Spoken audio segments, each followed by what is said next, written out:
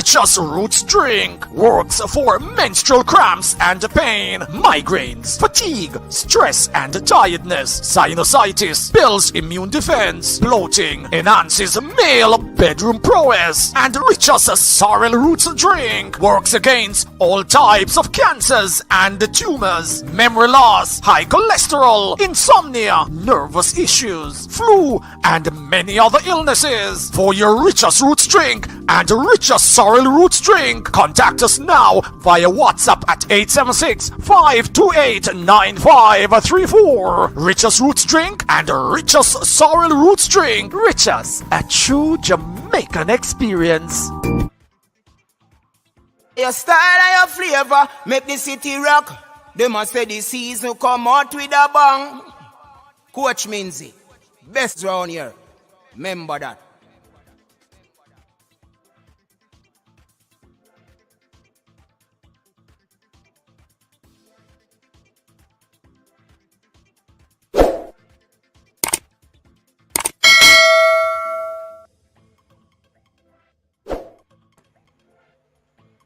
All right, welcome everyone to the Coach's Desk. I'm your host, Coach Minzy, and we're up for a great time.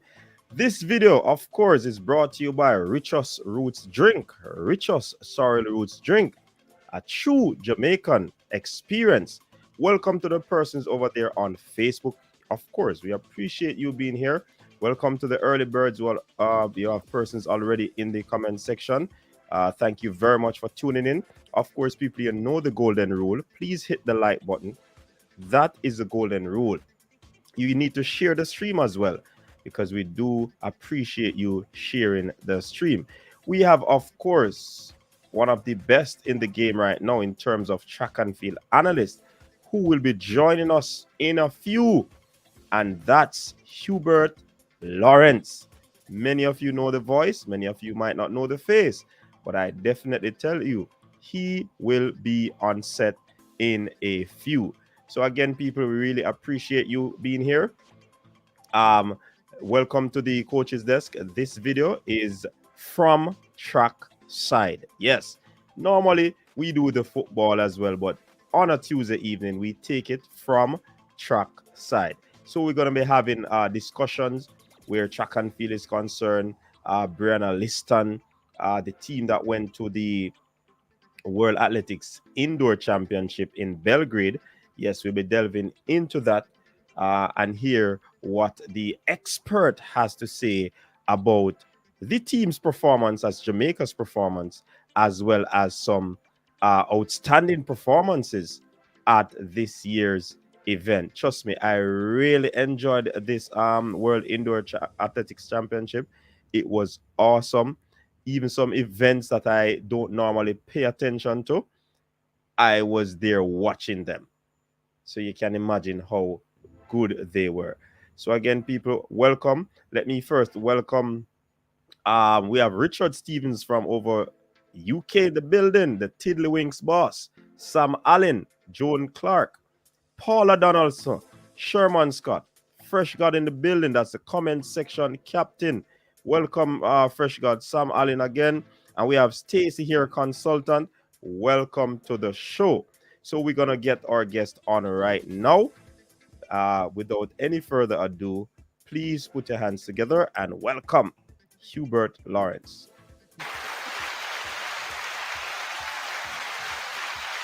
Yes, man, that's the Coach's Desk. Welcome. Sir Lawrence, welcome to the Coach's Desk. We really appreciate you being here. How are you doing? Very well, and thanks for the invite. Glad to be here. Thank you very much for accepting the invitation to be on the show. And as I said earlier, this is where we take it from track side in this video. So we're gonna get right into it, Sir Hubert. But before we jump into the Belgrade performances, there's this one fine Jamaican 17-year-old who lit up the world, have the world talking at the age of 12 years old. She's now 17 and the world is still talking about her. That is Brianna Lyston. talk to us, Sir Hubert Lawrence, about this fine young talent that we see who can do damage on the world scene where track and field is concerned. Very impressive. Um, Great in class 4. That's a few years ago. Did a big sprint double at Champs for St. Diego. Eventually changed schools, now at Hydel, in the same parish, of course, and doing a great job for Hydel. That 11-1-4 at Central Champs in the heats, no finals. But before that, 22-6-6. She's undefeated this season, looking smooth and effortless every time. And when you run 22-6-6, maybe the 11-1 is expected, but you still have to run it before you can get the time. So I think she is trying to get back to the World Junior Final. She was in the 200 final last time, disqualified early. But I think now, if she goes back this year to Cali, Colombia, she's in better shape and has a chance to become World Junior Champion at one or both events. Before that, we have Champs early April, starts on the 5th. And I think she has a chance to go there and do damage. I absolutely agree with you on that, Sir Lawrence. But you know, I jumped the gun a little bit because since you are the track and field guru, the track and field analyst, I want you to tell the people before we delve deeper into this whole thing, how you get started and how your love for track and field started, your writing ability, your whole involvement in track and field. Talk to us about that real quick. I've always loved sport. I remember being a young boy listening to Hugh Crosskill do TV commentary on the 1976 Olympic men's final. Watching in Spanish Town, the TV had gone black. They lost the video for the feed, but we heard the audio. And Hugh Crosskill is shouting, Corey's won it, Corey's won it, Corey's won it, at the top of his voice, going crazy. Corey came second, Crawford won the race, but I think that was my first contact with exciting commentary and how it could be lively and fun and great for the viewer. And so could write into UA. John Messam and I heard it on field events. 3 years in, John says he's going to do a show to go with the track meet. Can I do the commentary? That's 1991. And you know all the rest. So sometimes Father lines stuff up for you. You just have to follow the instructions and be in the right spot and keep going. But I love the sport. I love all sports, but I love track and field especially. And it's been fun all the way. Always fun. Okay, awesome. I know you don't want to give away a secret on how you do it and remember all these stuff that you just reel off the top of your head. you trust your doctor to remember everything he learned in med school. He remembers because he lives it every day. And so for us, like you too, you coach, your athletes trust you to remember everything you learned, I think maybe GC Foster, every day. So they can entrust their track and field with you. And so what I do, I watch track and field or read track and field every day.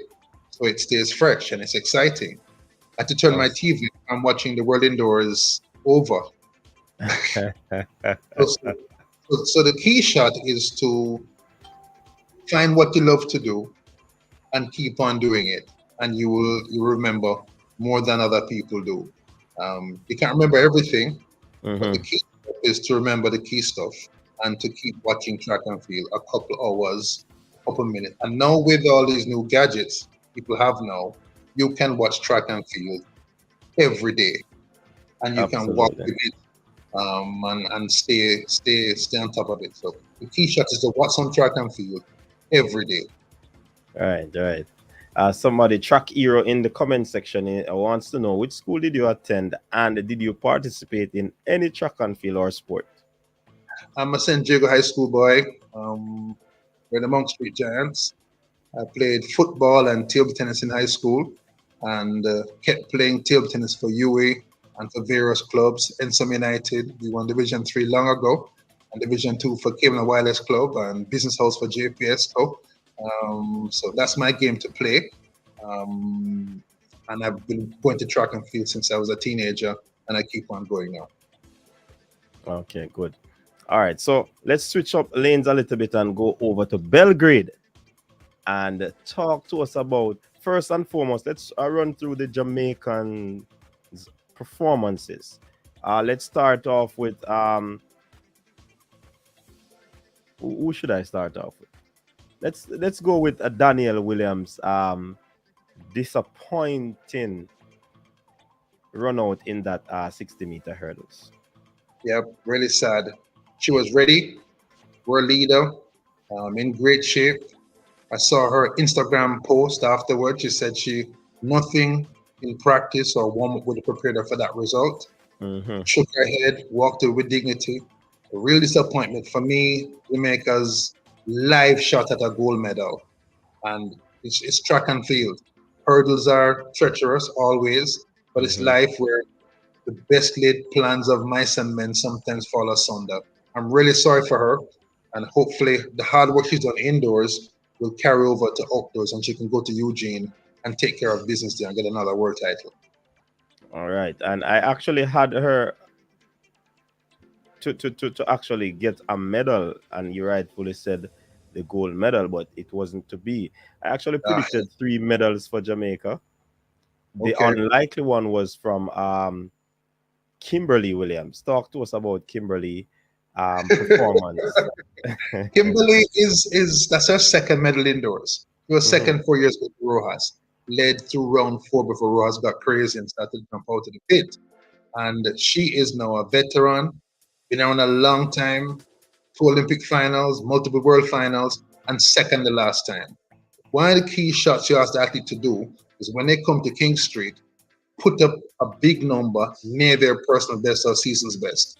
That's what she did, 14.62. It's right near her outdoor personal best, and I think it's her indoor season's best. So she came to party and put down a jump that was right near her best. A big one round number 1, 14.59. Big one round number 6 to keep herself in the picture, and just have to give it to her. Well done. You asked them to perform at their best, and she did that.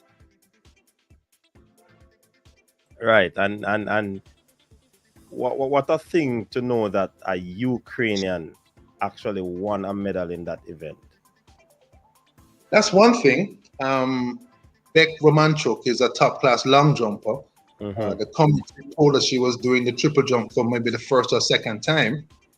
She's got great speed on the runway, great run-up, and that parlayed into a big jump. But the big news, of course, is the world record. 15.74, longer than the world record set in Tokyo by Rojas. She's tall and gangly. Middle face seems short to us, but it works well for her. So that's an issue for you're on the coach's desk now. So it's about adapted technique for the individual as opposed to going straight to the book, the textbook. It's adapting the technique to the individual. She's very tall, long legs, and 15.74. She's talking 16 meters, coach. For the women's. I'm looking to that. She's talking 16 meters. That's her next target, because she has to now push herself to the next frontier, and that's 16. 15.50 when she broke it last year. That stood for 26 years from the 95 outdoor world champ from Kravitz. And now she's some of the way there to 16 meters. So we have to say to her, well, all right, Rojas, you say you can do it, go do it. Let's not stop her. Yes. I do believe that she is capable of going into that 16-meter realm. She is just an absolutely brilliant athlete to watch competing in that event. I mean, if you're not a lover of the jumps, you'll definitely love to see Rojas do the jump.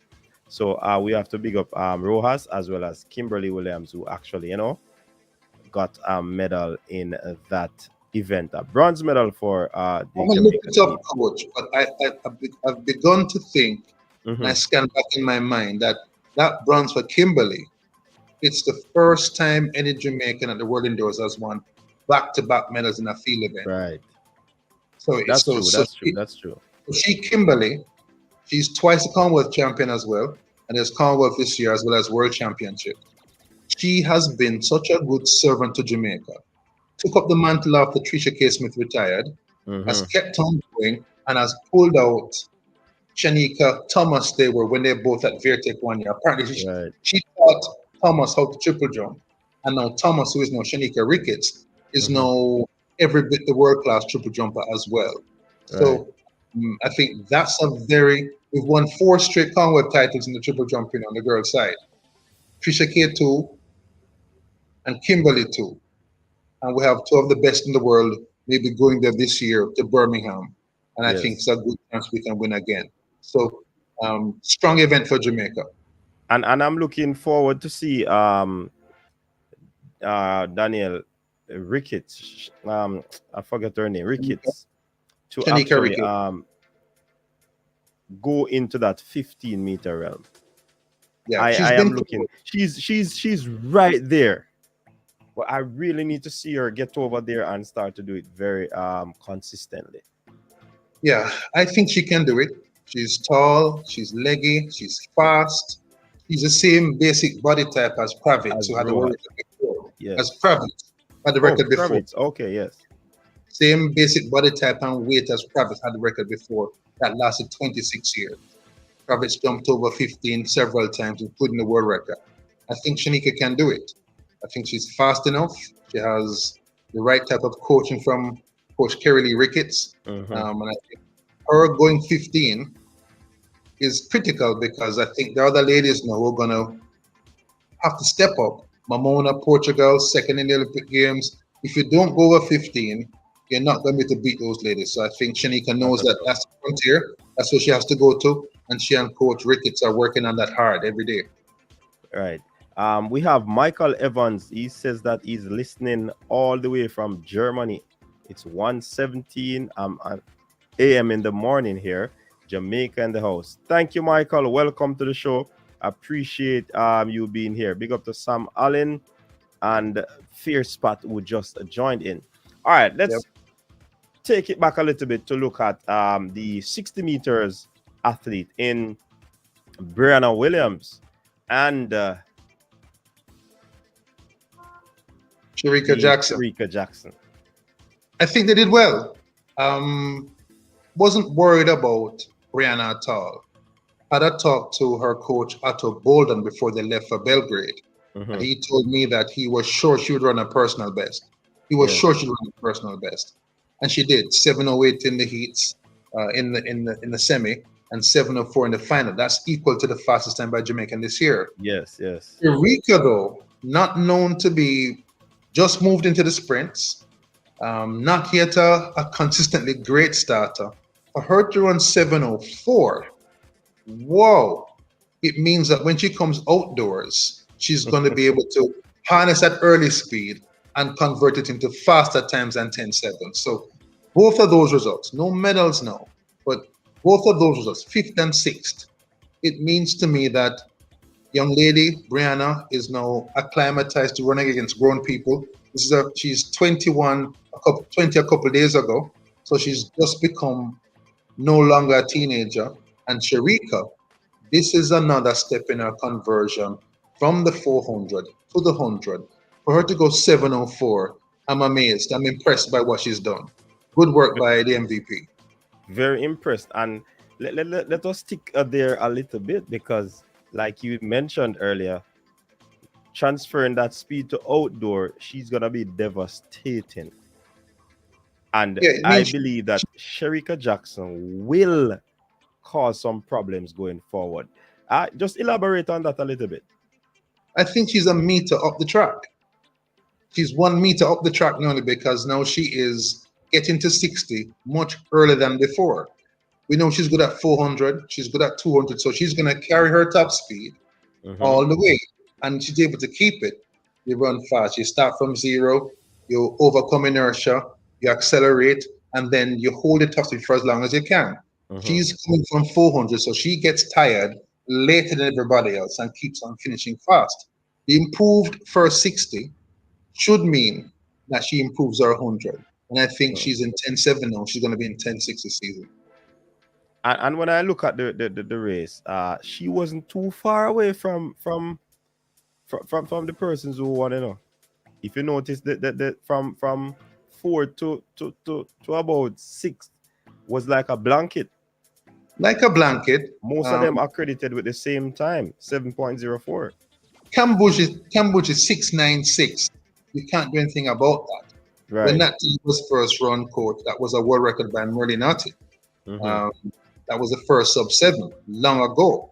But I think Sharika can leave, both ladies have left Belgrade knowing that they've put themselves in a good place for the outdoor season. Very impressed with young lady Brianna. She's shown she can run with the big girls. And very impressed with Sharika because she's shown now that she now has a first 60 that will keep her in the hunt. All the late finishers need to be close enough at 60 to make their finish count. The Carl Lewis, the Usain Bolt, and now your Sharika Jackson, who is now at 7:04, close enough to the field that she can pick people off. Exactly, and that's what I believe makes her very dangerous, because she wasn't far away, and once she reaches there at 60, when her top speed, like you said, chips in, she's gonna cause some problems. There are good people to race against in Jamaica. I mean, Elaine Era, Shelley Fraser Price. These are fantastic people. But I think Sharika can leave the indoor season thinking she's marked the register. She's accomplished her goal of improving her stats in the first 60. Right. So the first checkbox is checked. Yep. Absolutely. Since we are at the 60 meters, Cambodia, Swoboda, Briscoe, Marybeth, I mean, what an upset this was. I'm shocked that Swoboda lost. But when you watch the races, you can see maybe the occasion maybe got to her. She's a brilliant start in her junior and youth days. Brilliant starts all this season. Brilliant start when she beat Elaine Thompson Hero. Good start in the heats, but in the semi and the final, not so good starts. And maybe she was nervous. This is the first time she's going to a big meet as the favorite, and that brings a lot of pressure. And maybe that's what happened to her. But 6.96 for Cambodia. Third the last time, Elaine Thompson. Fourth the last time, Birmingham 2018. Third in the 200 in Doha. In the finals in Tokyo. So she's paid her dues and now gets a big world title to put on the CV.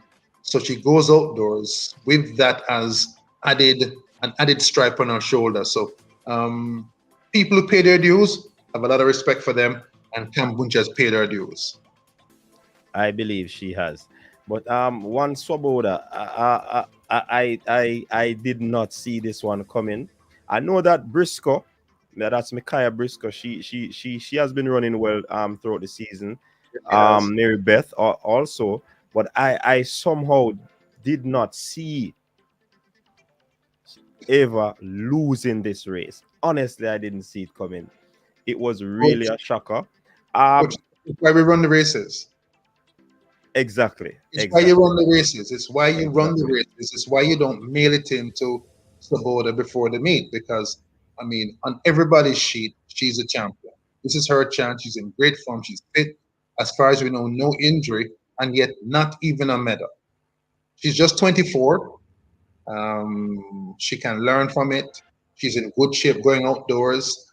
If you run 6.99, maybe you're going to run 10.9 outdoors, maybe faster. So she's in the picture outdoors if she can build from there. But for her to lose, it just proves why we run the races. Exactly. All right, so moving on to the men's side of things. That's the men's 60 meters. I had no doubt that Jacobs would have won that race. But before we get into the winner in that one, let's talk about our own Nigel Ellis. 60, a short trip for him. I can see the MVP coaches getting him and Sharika in the 60s to work on the first part of their hundreds.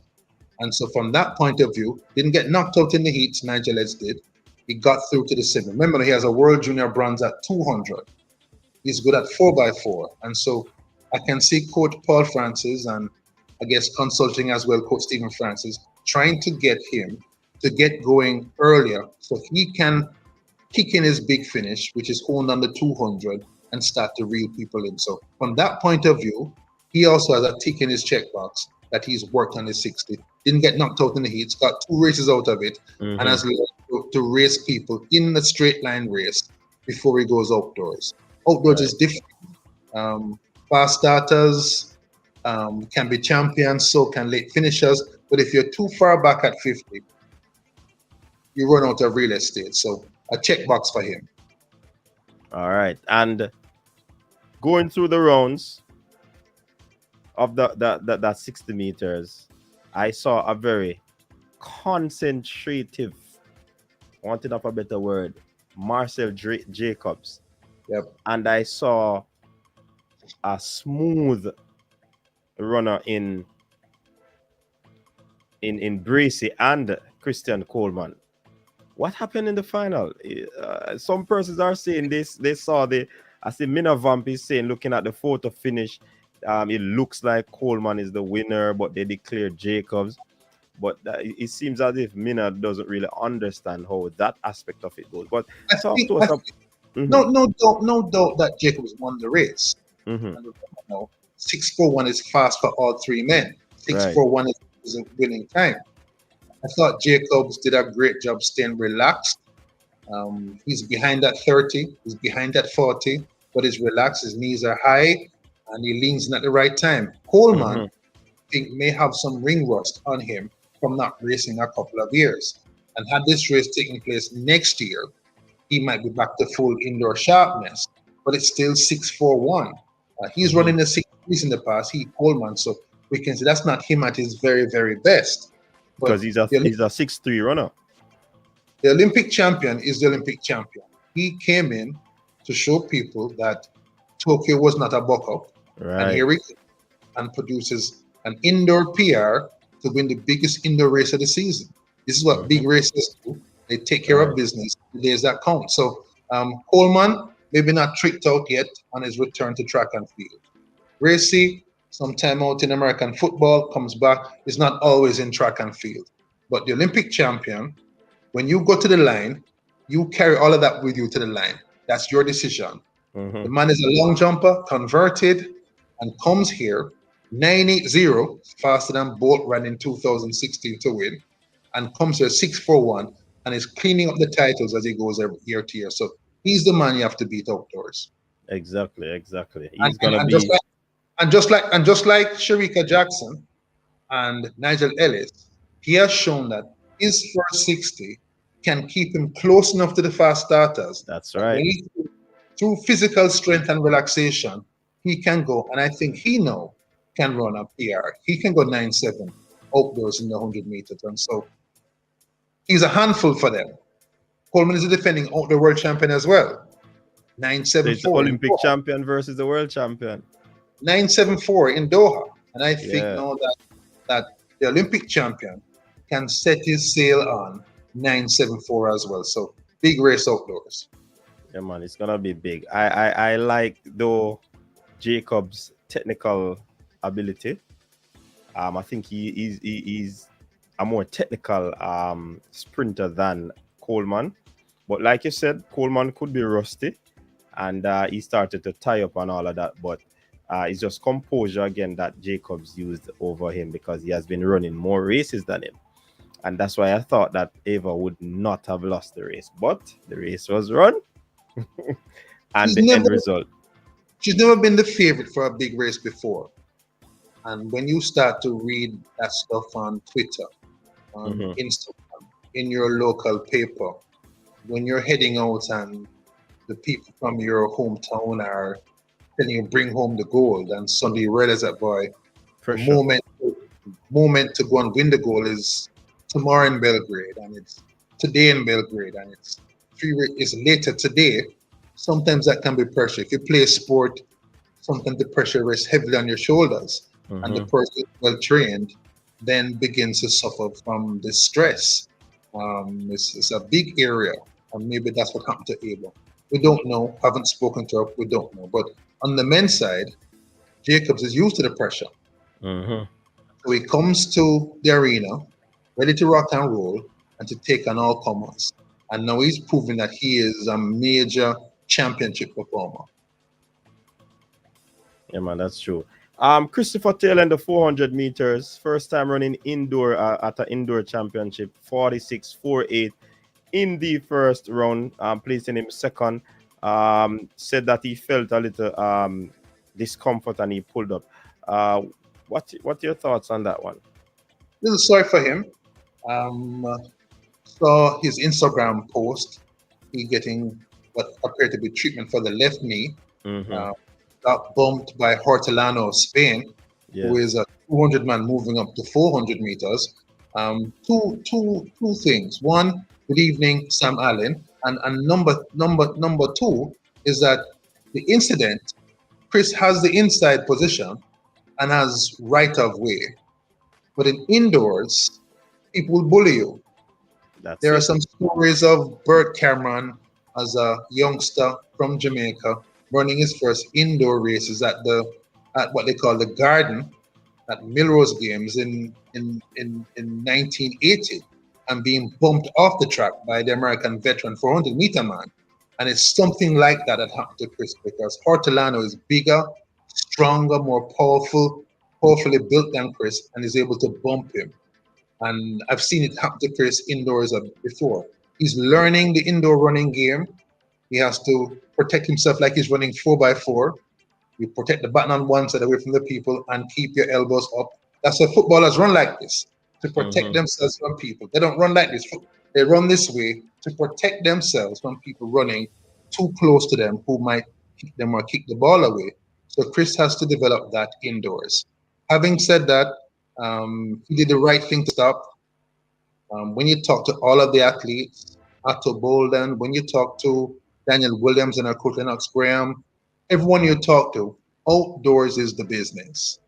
And so it's better that something happened to them. Daniel, accident indoors. Sharikan, Brianna not quite on the podium and all of that. Chris had a little knock on his knee. He says it's not serious. It's better this stuff happens indoors than outdoors when you want them to deliver. He was in the Olympic final last year. We know he's fast, 10-1, 20.4, 44.9 as a schoolboy. He's a bit small for the 400, has to protect himself in the relays and the indoor 400 meters, but he is fast, loves the event, and very brave. And I think that him getting to the final is a signal that the Dream Team, the Calabar Dream Team, has what it takes to get to the next level. And so his getting to the final in Tokyo is very important for them and for Matheson, all young and out there who competed together at high school, all the way back to Raheem Chambers. All of them are contemporaries, more or less. And Taylor's place in the final last year tells them that they could be next. So important, and happily he stopped before he got badly hurt. That's true. And Jeremy Richards moving from 200 up to the 400 meters, he capped gold. I don't know if he's moving up. There's no 200 indoors, but he runs a 4x4. He used to be predominantly a 200 meter runner. So he moved from the 200 to the 400 indoors. Ran a mix of it at Alabama at college in the States and came up. We saw him at 200, the bronze in the world champs, and eventually the gold at the Commonwealth Games in 2018. But great for him. He's running because his friend Dion Lender died in a car accident earlier this year. I met Dion Lender at Carifta in 2010. He came second to Kirani James. Seemed a nice young man and followed him ever since. And heartbroken with our friends in TTO that Dion is not here anymore. Ran a great leg for his country in the Olympic Games and the 4x4. Fantastic guy. And so Jareem runs with that in his head. We've all seen it at champs where people have a tragedy in the family. You see the badges on the vests and you run with extra energy, and I think that has been carrying during Richard this season. For him to win the 400, Devon Morris, Jamaica, Chris Brown, the Bahamas, these are the Caribbean guys who have won that title before. For him to join them and not be a genuine 400 man means a lot for the TNT 4x4. They've got a good team still, and I think he's going to help them continue the next few years. Big win for Trinidad and Tobago. They have a big 400 history back in the past when they'll mock guys, but for them to win this, Ian Morris, all those guys, for them to win this lifts their spirits after the death of Dion Lender And I think everybody in the Caribbean celebrates with them. Yes, man. Cool. All right. So over to the 60-meter hurdles, men. Ronald Levy. He Right seemed a near little his bit season best. sluggish. I don't know what happened to him. But I think it's 7.75, which is right near his season's best. And my meter rule, if you don't win, run near the best you've run this season. And he did that. He has gotten to the semis in the World Indoors before. Maybe the race is a little bit short for him. Maybe his race is timed out for the entire 110s. And so this one, maybe the trip is just short for him. Bronze last year in Tokyo. So that buys him with me lots of leeway. And if you talk to him, very ambitious. And I think now with that run, looking outdoors, he's had bad luck at the Outdoor World Championships, injured in warm-ups in 2017, that sort of thing. So hopefully he can stay together, healthy, and get outdoors. The indoor trip apparently is a little bit short for him. Yes, definitely. That fine hurdler, tall. Did he go to LSU? I don't want to get it correct now, but you are here to correct me. Grant Holloway. Yeah. Grant Holloway is interesting.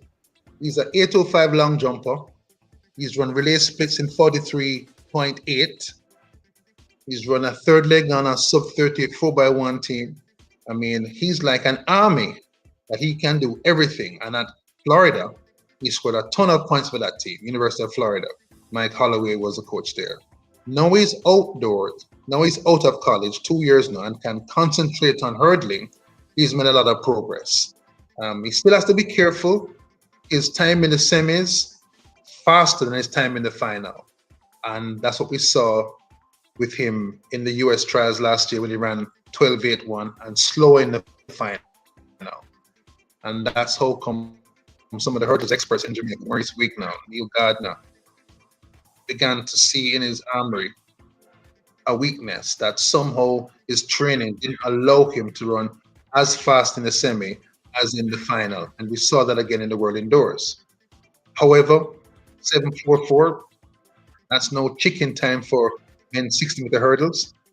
Took care of business, won by a mile indoors.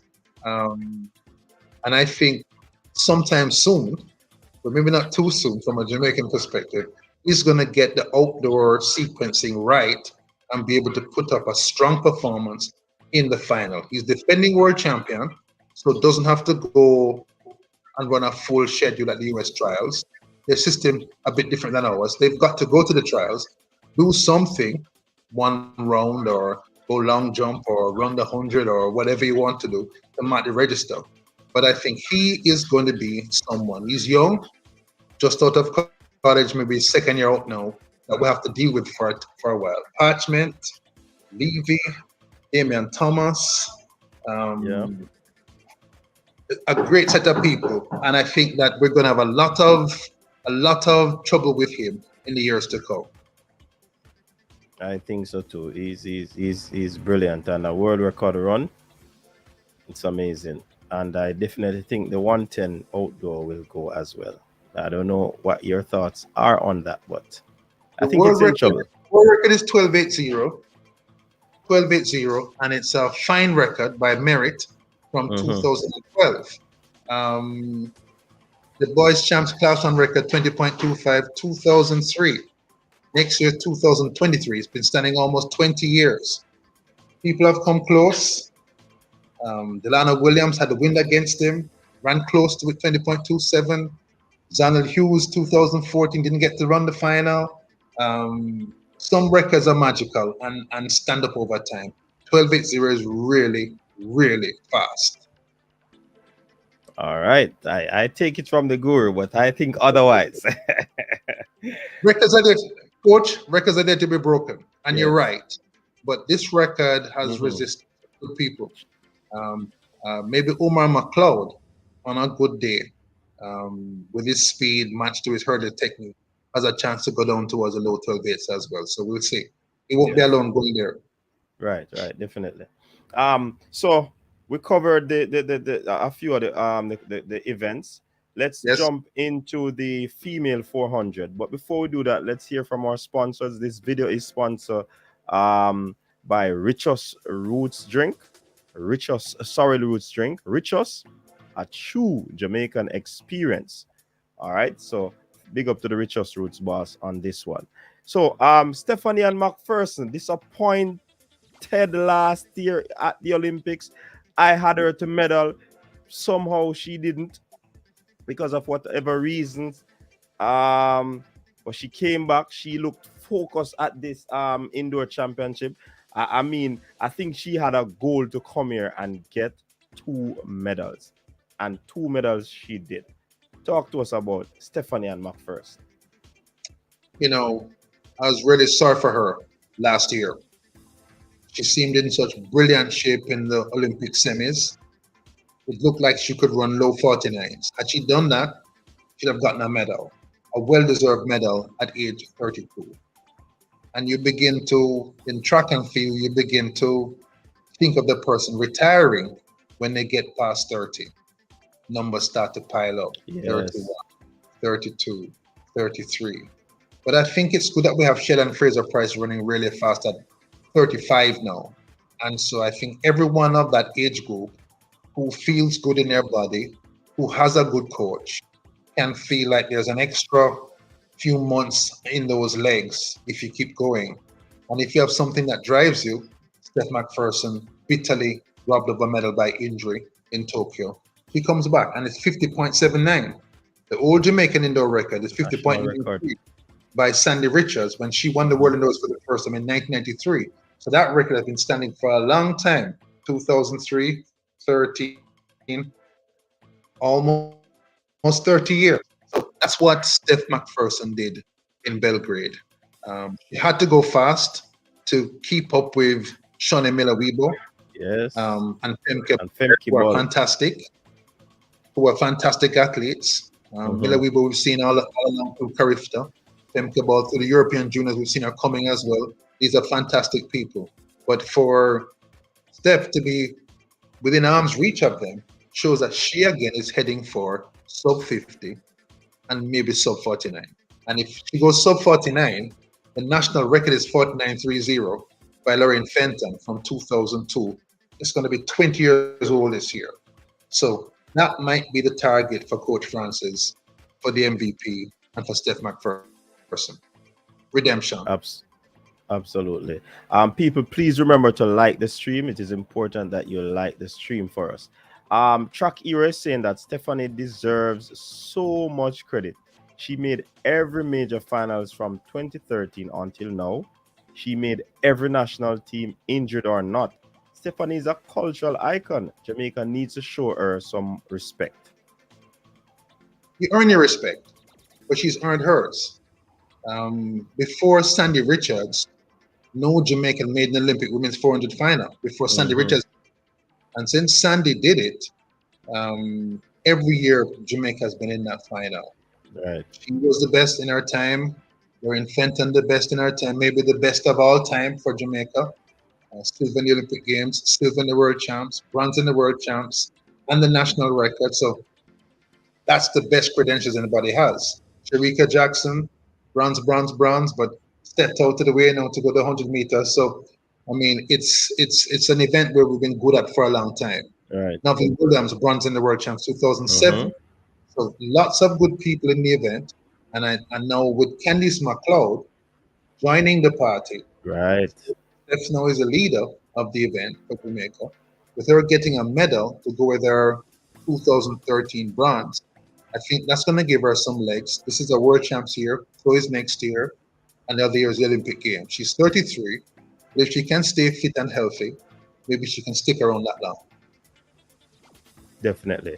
And let's jump over to the 4x400 meters, one of the last track event of the World Indoors at Belgrade, and Jamaica lit the track up. Yep. Kudos to Genevieve Russell. Big second leg. I had my clock on her. 51.6 in the heats and 51.6 in the final. her second leg in the final sets up the victory. Bromfield good first leg. But Russell catches Holland, goes by them, and gives McGregor a lead that she holds on to. She didn't look great in the heats, but she fought hard, and that's what you want on the relay. Someone who will fight for the badge. Someone who will, if willing to feel pain because the team needs them to perform right now. And then McPherson gets a baton in front, and it's beautiful because she runs on a short leg. She's always a good relay runner. And here's showed it again. No chance anyone had to catch up to Jamaica. And so, well done to the whole team, but especially you tip your hat to Genevieve Russell. Right, and I have the splits here in front of me. Jonelle Bromfield, 52.36. Then we have Russell, Genevieve Russell, 51.51. McGregor, 53.57. And the anchor leg in Stephanie and McPherson, 50.95. And a word for Bromfield. A word for Janelle Bromfield. Ran 53 points, running anchor in the heats. And runs 52.4 from the blocks in the final. So that's another supreme effort in the race that counts the most for someone who is now running from zero, from inertia, from zero, Right. much faster than she ran in the seat with a running start. Big effort by Bromfield. Yeah, man, that is a big effort for real. All right, so overall, Sir Hubert, what sort of championship was this? And I want you to list your top 3. I might put it up to top 5 performances of the indoors. But we spoke about the Jamaicans who actually did well, and then we touched a little bit on some of the events. But overall, what sort of championship was this one? From a Jamaican perspective, a good follow-up to Tokyo. It's 3 medals. There have been times we've won 6 and 5 in those championships. So you have to reflect on that. So it's sort of halfway there compared to Jamaica at our best at the World Indoor Championships. But with people being careful about how they train, we didn't have a men's 4x4 team there, for example. And so not a full roster at 60 meters. Levante Burnett, who is Jamaican, yes, who in trials last year, was at college for USC and ran 650 to win the indoor college men's. He wasn't available to the team, so we didn't quite have the strongest possible team all around. But when you win a gold medal, and the gold medal closes the show on the track, yes, you put yourself on the map. The youngsters, Brittany Anderson and Brianna Williams, showed they can run with the big girls. No medals, but they got to the finals. And Brianna did run a personal best. A personal best as a man. So in the Czech Costa Rica, she's defended her first 60 for outdoors in the 100 meters. Even Levy, close to his season's best, barely missed the final as well. He shows he's put some work on his early part of his hurdles race as well. And the medals, Kimberly Williams, veteran, still strong, bronze, second medal in a row, first field eventer. You confirmed it for me, to win back-to-back medals for Jamaica in a field event at the World Indoors. Shot put, 1912, Daniel Thomas Dodd, season's best. Not far for a personal, but she threw silver 4 years ago. So she's someone back on the rise again towards her very best. So I think overall, 3 is just 3, but there's a gold medal in it and 2 bronzes. And on the placing table, Coach Minzy, Jamaica's 3rd overall. Yes. Gold, bronze, a couple of 4th places, a couple of 5th places. And that's on the placing table. That is medals as well as all the times you got to the final. Like champs. That gives you points. And Jamaica's 3rd on the placing table. So I think not the best performance ever, but certainly something pleasing that people could feel proud about. And when you have a gold medal, that's special. So you have to give that a B+. Yes. And I think the coaches and the athletes. And remember now, the training for this indoor is done under COVID. Limitations, movement limitations, can't do this, can't go here, can't amass, have to get vaccinated, travel is difficult, you want special treatment here. How do you get there? Because they have different regulators. So it's done in that context, and it's still gold, bronze. I think that's a B plus. And that's a good grade. When you check it out, Natoya Gould, I almost forgot her in the 800 meters. Somehow, let me hear from you. What She stopped. She stopped in, I think, a 400 race the week before she went to Belgrade, and I wonder. I haven't spoken to her, but I wonder if there was something physically off. Took the lead. 28 for the first 200. I talked to Coach Mark Elliott some weeks before in another race. It was 28 first, but 31 for the second 200. And so wasn't able to maintain the pace that would put her in a strong position. I also feel that her long-term rival, Ajay Wilson, who normally runs to take the lead, didn't try to do that. And maybe she felt a little uncomfortable because something tactically changed in the race. So two things. One, Ajay Wilson changed tactics. And two, because Natoya stopped in her race the week before she went to Belgrade, maybe she wasn't quite 100% and went there to try and do the best she could. So after the final, the only other Jamaican girl to do that is Hina Sinclair. So again, it's not a big group of Jamaicans good at 800 meters. Terry Long won the men's 800, 1995. But Sinclair and Natoya are the only Jamaicans, male or female, to get to major outdoor 800 championships since George Carey in 1964. So she's special. Yes. Something wasn't quite right in Belgrade. She and Coach Ellis have to look at it, take it, fix it, sort it out, so she can go to Eugene and put in a strong medal-winning performance. But she's special, but they're at the office. Right. All right. Before you get into your top 5 performances at Belgrade, I want you persons in the comment section just to throw out a few questions to Sir Hubert before. I think we're past the time that we have agreed on. So I don't want to keep you long. Say that again. We're having fun. That's right. Okay, that's good. That's good to hear. So people, you can drop some of your comments in the comment section, and I'll just read them or put them on the screen for Sir Hubert to answer them. So he's gonna give his top 5 performances at Belgrade. The world records first. Monde Duplantis, 620, over world record. It makes Absolutely watching brilliant. He's just the virtuoso of men's track and field right now. You have to go with that. On the men's side, that's 60 with Jacobs edging Coleman on the line, 641. That's number 2. I really enjoyed the 800 meters for men. Spaniard comes through at the end, weaves through traffic and takes command. Women's triple jump, Rojas, world record, 15.74, longer than outdoors. They now have absolute world records, so that's the best one ever, whether outdoors or indoors, and that's 4.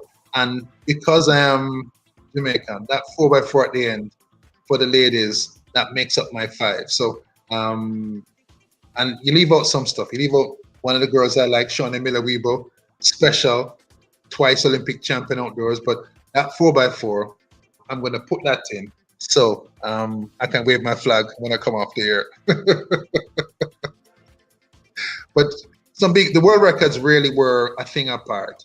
I think when you have them both late in the meet, you get up feeling a buzz because you saw humanity operating at its very best. And I think that was the final jump for Duplantis as well. Yeah. Yes.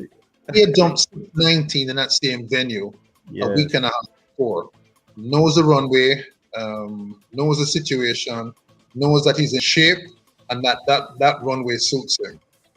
Had his pole selection sorted out perfectly and went for it. He knows he's not going to be young forever. So when you have it in an event like that, you go for the records. The triple jump with Rojas we talked about before, but we can keep talking. Her coach, Ivan Pedroso, himself a world indoor champion and Olympic long jump champion. He's done a brilliant job with not just her, but Pelletero Spain. And you can see the triple jump also stepping up on the girls' side as an event that people want to watch because of her. Yes. Colored hair. She gets the crowd involved. Yeah, animated. Yes. She's in the crowd. They're Serbian. She's Venezuelan speaking Spanish. She's telling them in Spanish to cheer for her in Serbian. And they've got to do it. She's a star of women's track and field now. Very impressed with her and with Mondo. Yeah, man, I like her personality for real. Fear Spot is saying, Mr. Hubert, I appreciate and admire the way you present your unique voice and how informed you are about the sport. All right, so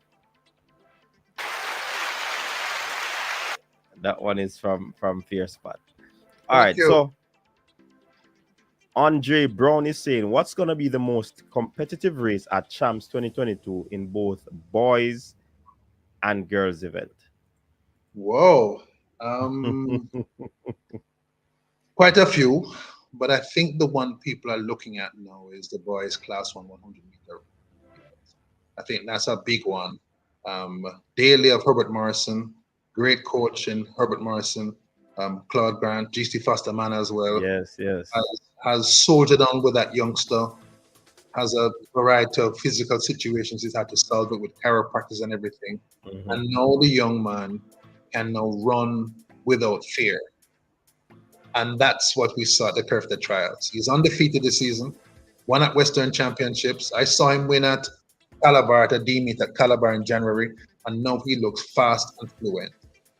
Brian Leveled Allen, 10-2-1 last year, got to the big man's 100 final at the national champs, 10-3-6 in that same Curfew Trials.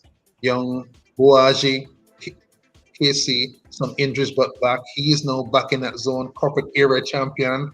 That's a race people want to see. It's going to be Wednesday night, not Friday night, but Wednesday night. Yeah, change the schedule.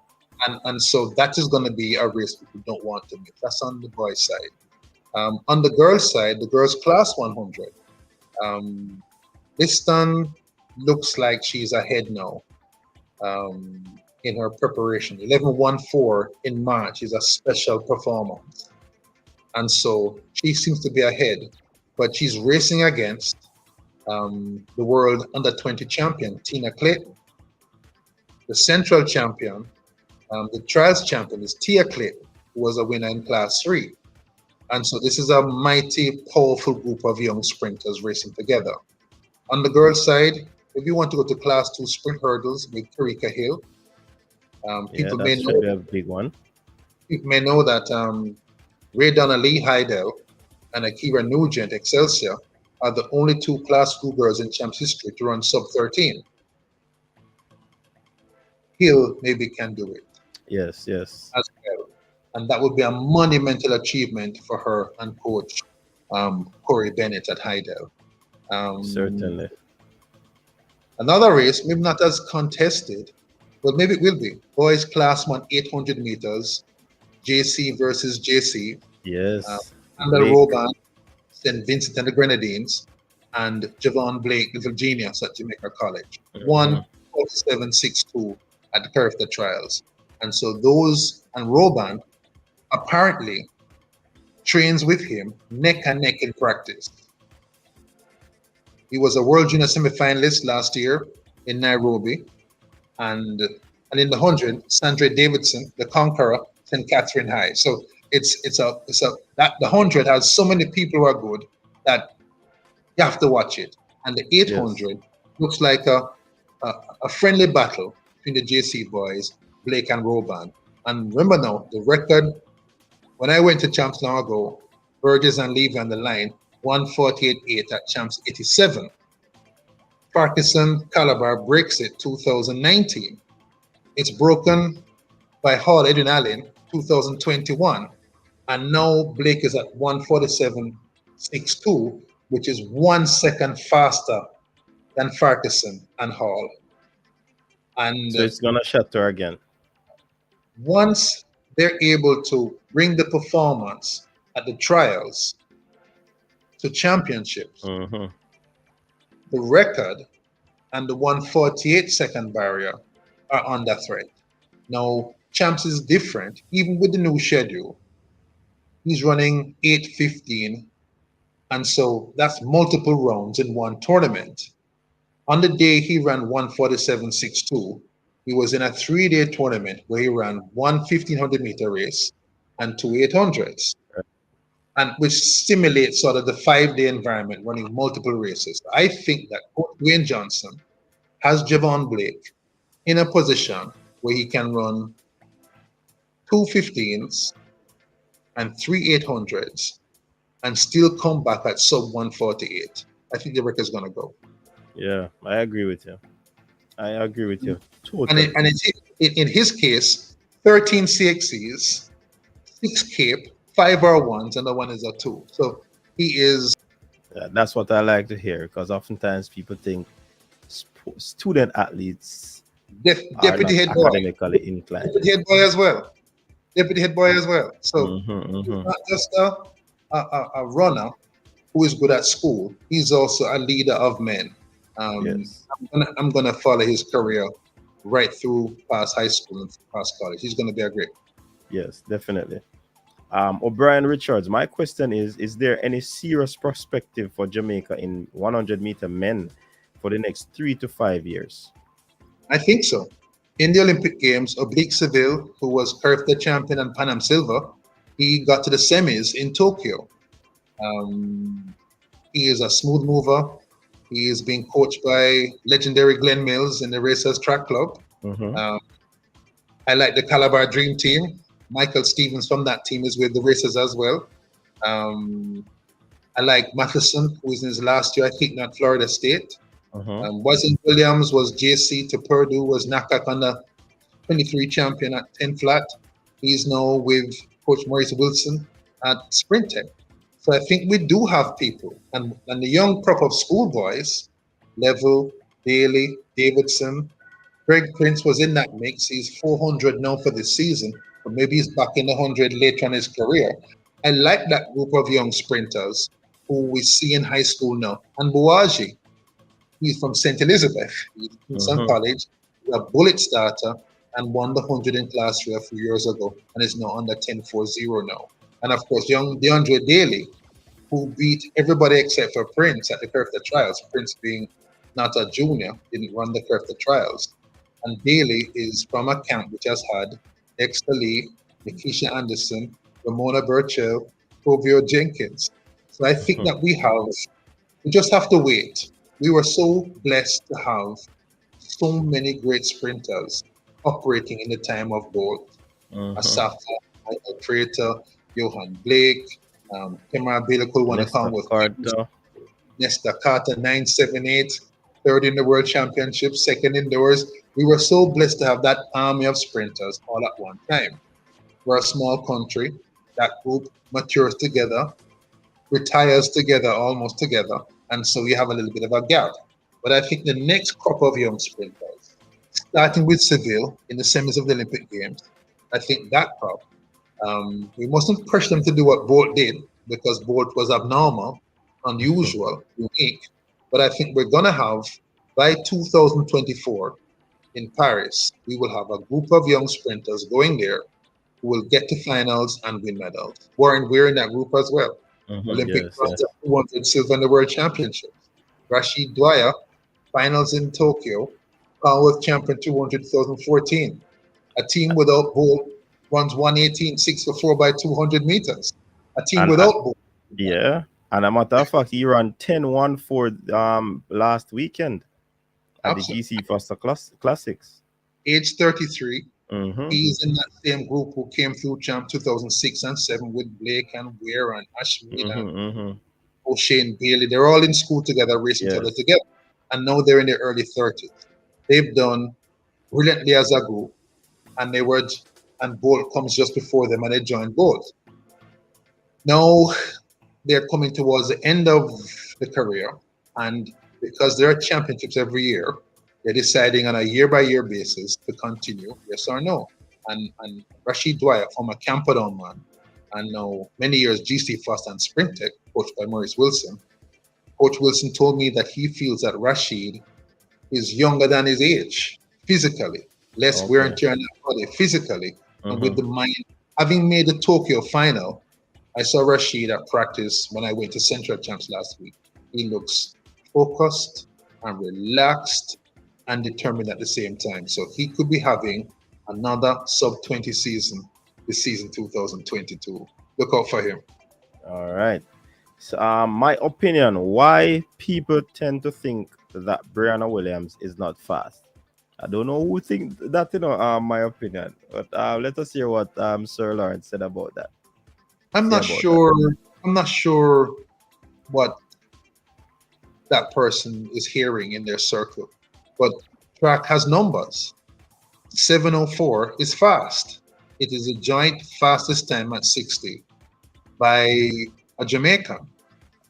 She has the issue that the Simone Facey and Annie McLaughlin had at 200 in a few years ago, where they were very, very fast, but they were up against the Olympic champion, Veronica Campbell, up against the Commonwealth champion, Sharon Simpson, and up against a gallery of stars at 200 meters. Kieran Stewart had Olympic bronze at 200, so it was hard to get into that team. Now, had Diana been on almost any other team in the world, she'd have run in the Olympics in the 100 last year, but she's facing the defending Olympic champion, the world champion, and the newcomer, Sherika Jackson, who runs 10.7 and earns her spot. So that's the only issue that prevented Brianna running the Olympic Games in the 100 last year. She actually is in a tough situation with tough people. She's only 20, turned 20 after Belgrade. Yes. We've seen where Shelley Fraser-Price is running her last season. And so all the youngsters have to do, this is Brianna, Kevona, Ashanti Moore, Formula Idaho, Kemba Nelson, NCAA champion last year. What they have to do is keep the train on the tracks, and their time will come. The Clayton twins, Brianna Lyston. Yes. I mean, you'd rather have this problem than the other Alexis problem. James can't rule her out. Oh, what's her event? 13.9 on the grass at Western Champs, and then 13.16 on the Mondo, on the stadium track, and maybe she too. The Class 1 record is 13.12 by Gabrielle McDonald Edwin Allen, and it may be that Alexis James with Onika Wilson of Heidel on her, chasing her. Wilson can beat that finals in Nairobi and didn't get to run because of COVID protocols. She is going to be buzzing. She's coached by the same person. That's Corey Bennett, who coaches Erika Hill. Maybe these two girls are going to chase down the Class 1 13-second barrier champ. So we'll talk about the events you want to watch. That's another one you want to watch. I think Brianna is fast, really, really, really fast. And the numbers support it. Exactly. All right. We have Let's Talk with Dr. Greg in the building. Big up yourself, Dr. Gregory Orton. He's on watching. Big up yourself. All right. Thanks for joining us. Great Orlando Orton, man. Chuck, you were saying, do you know about that's Kayando Linda of Immaculate? Yep. She was part of the Immaculate 1, 2, 3, 4, 100 meter sweep at corporate area champs. Coach Floyd Quarry doing a good job. Coach France Ford, head coach there at Immaculate. It's great to see Immaculate looking good. Okay. All right. Tajon, that's Thomas, is saying, do you prefer to call the races or give analysis after the races? That's one. Also, what do you think about the new champ schedule for viewers, particularly students? I prefer to commentate. The way we work has changed, so you become a bit of an all-rounder. I've had the pleasure of being the analyst when Lance Whitaker is commentating. He's fantastic. It's been an honor to work with him when we cover big games. I've had the pleasure of working with some good ones. Jordan Fort right now, Ronaldo Brown, Ricardo Chambers. It's a pleasure to work with them in whatever capacity. But I do enjoy commentating a lot. All right. Dr. Greg has a question here for us. What is the best way, or for you, what's the best way to measure success at this championship? Medal win, time, etc. We were talking about this before. Do you, and great question, Greg. Do you have a personal goal you want to meet? For those persons who are late finishers, so Sharika Jackson, 704, is a big tick in the box. No medal, but she's come to a threshold in her 100 meters by getting that fast. The hurdles, Ellis as well. They've all improved their first part of their race for outdoors, so that's a success for them. But ultimately, hi O'Brien, good to hear you, and Travis too. When you get the medals, that's what puts you on the map. So it's on a corporate basis, the medals, and I told you about the placing table, 3rd overall. That's success. And individually, each athlete must have a goal. National record for Steph McPherson, success, and a medal as well, success. The team, the medals and the placings, and individually, each person should have a goal. And I think like Nigel Ellis, tick in the box, he improved his 60. Hurdler, ticked his 60. Sharika Jackson, 704, ticked her 60. Big bright tick in her box as well, 704. Young Brianna ran with the big girls in the final, 704, big PR, tick. So it's individual, you break it down, but on the team basis, I think for me on the team basis, what you get is the Warrior Tunes in Danny England. Then you get the medals and the placings, and that's what the success. That's how you measure it for me. Yeah, man, Daniel England healing you up there. Yeah, man, this is Warrior, good man. Yes. We have a question from Sean Ellis. Sean Ellis, big up yourself.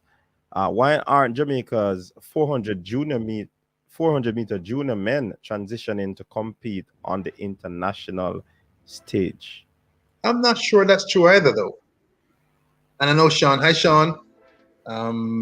Diligence and service, Sean. Yeah. Big up to Sean. Chris Taylor wins a lot at the 400 at Champs, Olympic finalist, 2021. Personal best in the final. 19 world championships. That 4x4 is Bloomfield. He won at high school and at Carifta. He made the world champs final. In the world champs before that, the same thing happened again. And in the field, these guys are coming out of high school. And so I think that Sean, the results show that the men are coming through in the 400 from out of high school. And I think we have enough evidence on the table that is happening now. All right, Sir Hubert, we say I have Stan Cranky on with a small countries which continues to overachieve. We had a big debate on here now about this question. Whether as a small country we overachieved in track and field. I want you to answer that question. Yeah. Let me walk at it.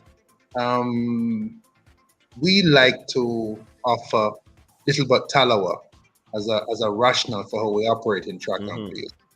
And the Bahamas, which is 400,000 people, has a world champion indoors just last week, Shanamila Weibo, and 2 Olympic champions last year in Tokyo, 400,000. Portmore is bigger than the Bahamas. So we have to be careful with little but Talawa.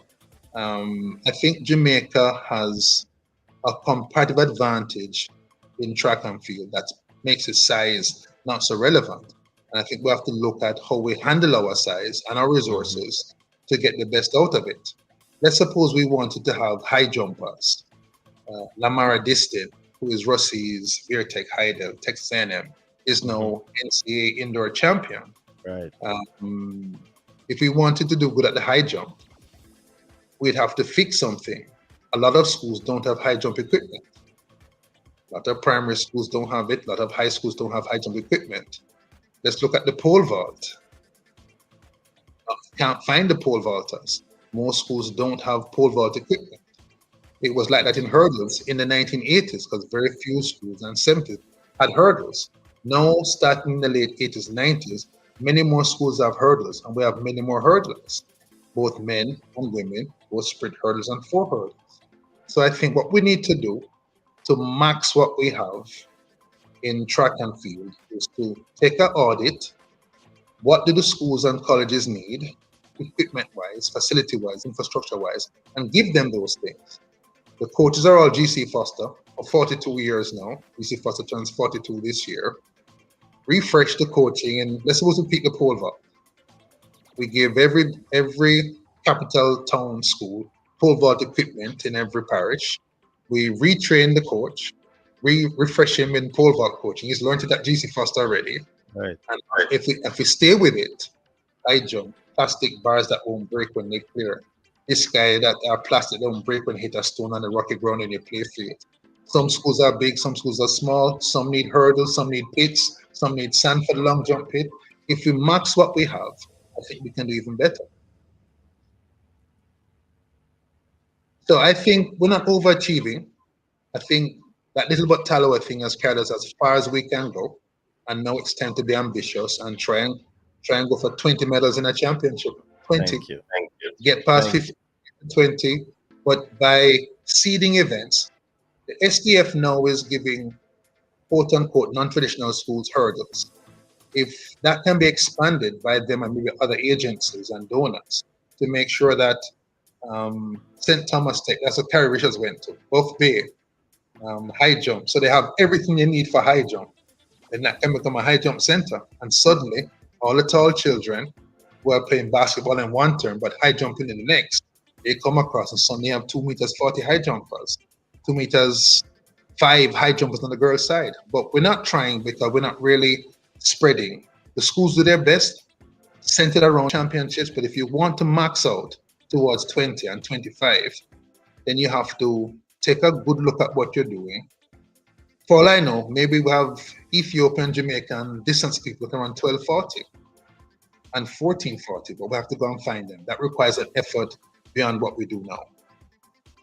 All right, I hope KS and Stan Cranky got that one from the guru. All right. So Claudia Hodges, one of our fine track and field supporter here on the coach's desk. Big of herself, Claudia Hodges. She said, what's your opinion on Tajay Gale? Is there too much pressure on him competing in the jumps and the 100 meters? My favorite long jumper is Carl Lewis. And until Bolt came along, he was the finest 100 meter man of all time. World champion 3 times in the 100, Olympic champion twice in the 100 meters. Speed helps the long jump. I don't think he's putting too much pressure on himself. He and Coach Francis will have to work out his schedule so he doesn't do too much of either thing. But the speed is going to help him.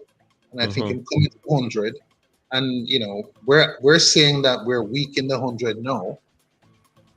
If he feels he can run 10 flat and 9.9 and 9.7, bring it on. I like the project. Speed and long jump go together. If he can improve his speed, then we have someone who can jump 9 meters, maybe break the world record. Definitely. All right. So my opinion is saying, do you believe Omar McLeod can come back and do damage? I think so. He's only 27 years old. He's sub 13, world champion, Olympic champion. I think if he uses disappointment from 2021 as fuel, gets himself settled in a camp where he's comfortable and he can stick in and do the work, I think Omar is still potent. When you look at last year, at 13:03, fastest Jamaican on the year 2021, just couldn't quite get through the trials. And so he's still top class in the hurdles. And I think once he gets settled, trains, gets back to his best, he can do damage. Holloway is a force of nature, but as we've seen, he can be beaten. And so Holloway is fantastic, Parchment fantastic, and I think Omar McLeod is also fantastic and can be fantastic again. So the answer to my opinion is yes, I think he can come back and do damage. All right, awesome. And we see Dr. Greg is giving you a round of applause and thank you for the question that you answered it. All right, let's take a question over from Facebook. Floyd Owell. The Calabar people will know who this is in a man. Floyd Owell, big up yourself. So he's asking who will win class 1 400 meters for boys? Wow, tough one. Hi Floyd, good to hear you. The two leading boys are the central champion, Greg Prince and Diego, 46.31. That's the fastest time this season. And the second fastest is Delano Kennedy, Eden Allen. Second at central champs to Prince, but win at the trials. And Utah of Casey, Woolmans to Casey, is also under 47 seconds. On time, we've got to go with Greg Prince. He's new to running the 400, and that might be his only Achilles heel. On the flip, Kennedy ran the Curve to Trials 400 3 days before the Central Champs, and so Prince beats him when he's fresh, and Kennedy is not so fresh. So Champs will test who's fresh, who's not, because both go to Champs rested and focused. But right now, we'd have to give the edge to Prince of St. Diego. All right, Floyd, you hear that answer over there? All right. So Stan Cranky saying, well, I guess I have to accept the guru's perspective. He doesn't have I'm a lesser guru. You didn't believe it, but it's all right. It's all right. It's all right. Yardy is saying, how many sports psychologists are available to the Jamaican athletes? I'm not sure.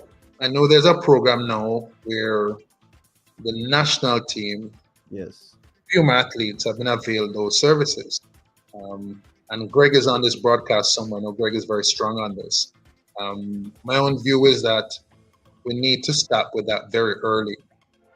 So let's suppose the child makes the curve to team at 15. They should come in contact with the Jamaica sports psychologist at that point. Yes. And then they should keep, every time they make the team, they should come back in contact. So by the time they get to 20 and leave our control, they turn pro, they go abroad, they go on scholarship. We've already equipped them with the mental tools to handle the pressure and the stress of training and of championship running. And if they don't become good runners, they're stronger Jamaicans for it anyway, whatever era of life they've taken. But I think the announcement of there being sports psychologists for the national team is good. But I think we need to broaden it and start very early so that when the person makes the Carifta team, and they keep on making the team and the World Junior team, they keep on coming in contact with this era of knowledge, allows them to function under stress, which is what championship bring. All right. I just see Shamar is asking any update on Tyreek Wilson from Calabar, and I think he is at Elite, if I'm not mistaken. I'm not sure. I'm not sure. But he used to be at Legacy. He should be at Legacy, but I saw him in a particular video. Okay. So I'm not certain if he has moved on from Legacy, but the last thing I know, he was at Legacy.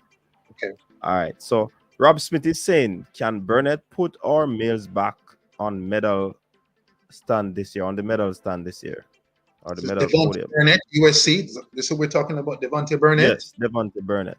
Right. Fastest Jamaican at 60 this season. Came to the trials last year, ran the first round, picked up some sort of niggle, wasn't able to join the team for any of the meets in the summer. He's fast. He wants to be in black, green, and gold. He wants to be his hero is Bolt. He wants to follow Bolt's pathway, and I think there's a chance. And I think the key shot with him and Damian Thomas, the hurdler, and Brianna Williams, the sprinter, is that it opens up now to the children of Jamaicans in other countries that you can come and be on this team and make your contribution.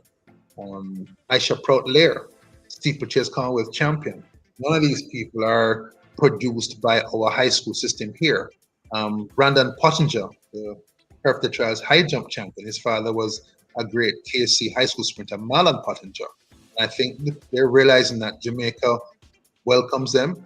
They can come and qualify like anybody else and make the team. So I think it's good. All right. So Michael is saying your views on Kevona Davis and Ashanti Moore. He's saying no more in a while since that's a plain word. No more in a while since joining professional with Lance Browman. She was in the national championship final last year, 2001, and missed making the team. So she's been around and has come back and marked the register here. So, and Lance Browman, he coached Veronica Campbell to 2 Olympic gold medals. So if you're going to be in technical hands for sprinting, that's a good pair of hands to be in, Lance Brown. So that's good. And Kevona, she's with University of Texas. Edric Florial, he has Camacho Quinn, the Olympic hurdles champion, and Kenny Harrison. And that Texas team is looking better each time I see them. So Kevona, who made the NCAA final last year outdoors, is making some progress. It's slower than we wanted for her, but I think both ladies, Davis and Moore, are in good hands. And I think that they will also play their part in the future. I certainly hope so. All right. And from what I've seen, Kevona, Ashanti is training well. And we're just waiting for the outdoor to start to see her. And remember now that because we have Elaine Thompson-Hera, Shelly Fraser-Price, Sharika Jackson coming across, these aren't easy teams to make unless you're running 10-7, 21-8. And that sometimes takes time. All right, Sean Ellis again with a super chat. Big up on that super chat, Sean. What are the top 5 all-time Jamaican junior athletes, male, female combined? Sean's killing me. Okay. Junior, or is that high school? All right, junior. You have to go with Brianna Williams, sprint double world juniors. You have to go with Veronica Campbell, sprint double world juniors. You have to go with that. You have to go with Michael McDonald, world junior champion, 400, 1994. You have to go with Damian Thomas, world champion. And you have to go, I think, with Frederick Baker's first world junior field event champion in the discus, and also youth world champion. Just off the bottom of that is Dexter Lee, youth world champion 100 meters, and junior world champion 100 meters. So that might be. Sean is putting me on the spot. On the spot, those are my 5, 6. All right. In terms of champs, you want to make a prediction, or you want to leave that one for last? My spreadsheet isn't done yet. Okay. All I can say is that when I came out of January, Casey looked a little bit ahead on the boys' side, and it looked kind of close on the girls' side. And Casey looks strong, but JC looks better and better every week. So that's one to watch. And on the girls' side, one of the things that I always say about Heidel, they can hide a great team in plain sight. St. Diego has a great team as well. And I think those 3 teams, let me shout out to the Conquerors, 197, 4th at Central Champs. St. Catherine High School Conquerors. But I think Edwin Allen, the defending champion, they've been having rain the last month, so they're training quite as much as they would normally do at this time. But great team, well led, Heidel and St. Diego, those 3. Those champions athletes to the ground? Whoa, I don't think so. There was a time of life before where the athlete and the coach could choose to do any number and combination of events. And I think under those circumstances, there were cases where athletes got used too much at champs.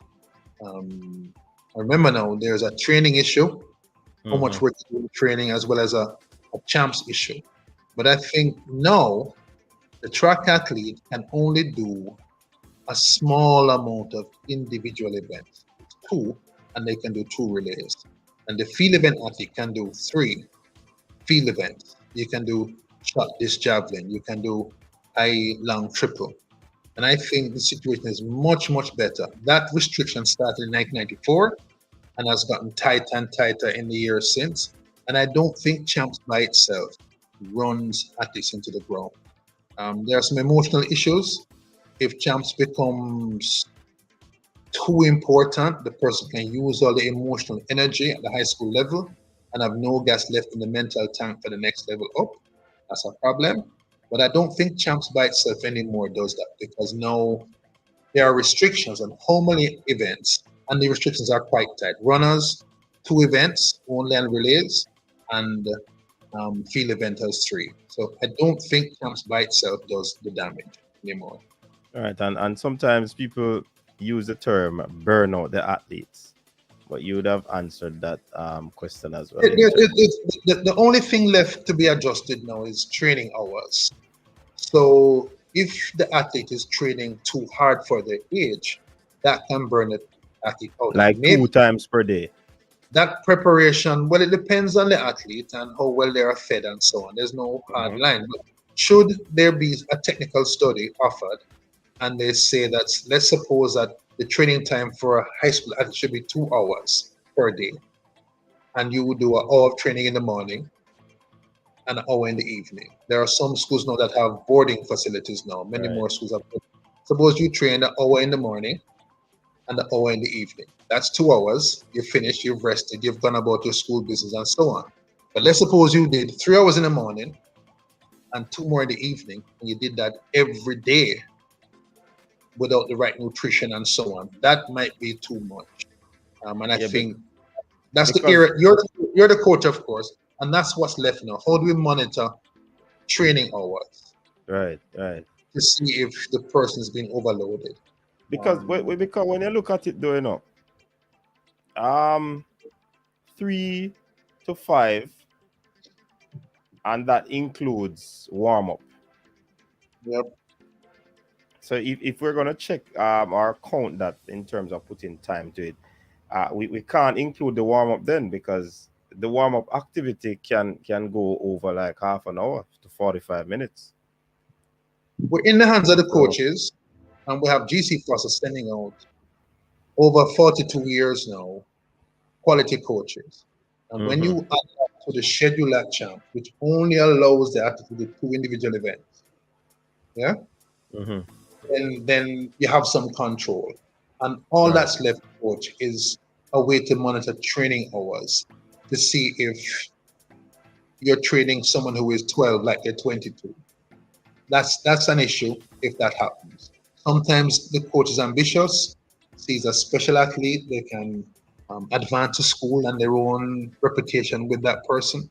And so the training hour measurement is what's left. But the schedule of champs now, which allows only 2 running events to be done together and 3 field events, I think on the running side and the field event side, that is much better control than what we had before 1994, when up to 94, Coach Minzy, at champs, the coaching athlete could choose to do any number and combination of events. And sometimes there were class reads where people doing all the events in class. Yes. And I thought that was too much back then. Yes. So the spin that they have put on it I think it has curtailed some of that somewhat. All that's left is the training hours management. All right. So and if you're a parent and you have a young child training and they're asleep over their homework every night, then that's a sign that something needs to be done. They're doing too much and can't keep up doing all the stuff they have to do. So the parents and the track house managers have to feed back to the coaches and say, "Whoa, Hubert is asleep over his homework every night because his body can't manage the training load." Yes. That's a sign. And so they have to feed back to the coaches and monitor. So that's very important to make sure that both for academics and athletics, the person goes through the system. Right. All right. So My opinion says he's repeating a question because I overlooked it. Do you Okay. believe Bowles records are likely to be broken in this era? Well, I was lucky enough to be in Berlin when he ran 9:58 and 19.19. And those are stunning records even now. Stunning, stunning, stunning, stunning, stunning. And I think that those records are going to stay for a little while. However, Arian Knighton of the United States has broken Bolt's world junior record, 1993. I never thought I'd see that. And so if there's anyone out there who is likely to break Bolt's 200 record, you would have to say that Arian Knighton is the first person in line. Only 18 this year. That means he's a junior. We may see him at World Juniors. He got to the Olympic finals, finished out in the medals. But Arian Knighton of the United States, I would say you'd have to, if anyone can go towards 19.19, he could be the young boy who could do it. Records are made to be broken. The records sound staggering to us still, and we hold them as national prizes. But I mean, Bolt broke them. Why not somebody else? But the 1919 in particular is so spatial, so out of this world, that I see that record lasting for a long, long time. That one. All right, absolutely. We see Judah Dance Ministry is asking if is Odinskin still running. Yes, I think he's training with Ray Edwards, that former athlete there. Yeah, that's who he's training with right now. Sean Ellis again is putting the pressure on you, Sir Lawrence. Without name, I think it's without naming athletes. Can any junior female run under 11 seconds? If so, how many? This year? Is he talking about champs? Yes, I think so. I've always held that champs in late March and April is too early for coaches and schoolboy athletes to engineer sub 10s and sub 11s. And when I did look at it a few years ago, and there were just a handful of sub 10s and a handful of sub 11s in the history of track and field. So I'm going to stay there and say that at champs, that will be a hard ask for champs. Now, can juniors run sub 11 in the year? And this year might be the year to do it, because like Nairobi, the World Juniors are being held at a high altitude venue, Cali, Colombia. Donald Corey ran 19.8 there in 1971, and Chris Taylor ran 45.2 there as a youth in 2015. Right. So if Lyston and Clayton and those young ladies continue to be in great shape through June and July into the World Juniors, if there is a place, and you saw how many records there were in Nairobi, both 4x1s. The French hurdler is probably at 12.72 for sprint hurdles, over 39 inches. I think this is another place where a sprinter in shape, a junior sprinter in shape on the women's side, by year's end, Sean, at the World Juniors in Cali at high altitude, again, where maybe Lyston in the shape she's in, and maybe by that time, Tina and or Tia Click in the shape they're in by that time, could contemplate going sub 11 this year, because the World Juniors are in an ideal place for fast running, and that's Cali, Colombia. So possible. Okay. All right. Let me see. I saw a question. The 4x1. Rob Smith is saying the current junior 4x1 could be the Davis, Grant Moore, and Williams combo we never got to see because of COVID. I think they're talking the twins, Lyston and possible Hill or Serena Cole. Maybe. The advantage that this team has, in theory, is that the twins and Serena Cole have run together since class 4. They dropped the baton at Central Champs, but they are a team in the truest sense with lots of practice and understanding. They have an issue with the first change. We've seen a few races with the first change is a little bit shaky. Even the 43.37 at Gibson McCook. But I think the other team with Moore and Kevona, each on a straight leg, with people to join them on the first and the third leg, that team maybe had more sheer top speed, which is what relay is about. And with the new relay rule where you can take the baton very early and carry it because it's no longer 10 for acceleration and 20 for changing. It's now 1 30-meter block you can manipulate. Maybe that other team with Kevona on one leg and more on the other straight leg, maybe that team might get it done. But the current team is a baton passing team, passing since class 3 and class 4, and that might make it close. This team has run 42.91, mind you, at the World Juniors in Nairobi, 1,600 meters above sea level, and that's fast. And I think the team we will have this year, if you Lyston wasn't on the 42.19, Perry Cahill was. I think this team is going to run faster than 42.9 this year at World Juniors, and again at high altitude. All right. Can level dip below 10 seconds this year in the 100 meter? That's from Michael Gordon. I talked to his coach this morning, and the coach says that he thinks that level is stronger, faster, fitter than last year, 10.21. That's still 2/10 away from sub 10, and I think maybe, a difficult target this year, but don't tell him I said so, because you don't want to put any limits in his mind. I think the champs record will give us an idea. It's 10.12 by Zanel Hughes. Zanel Hughes, yeah. 2014, with Sigel running 10.13 in 2019.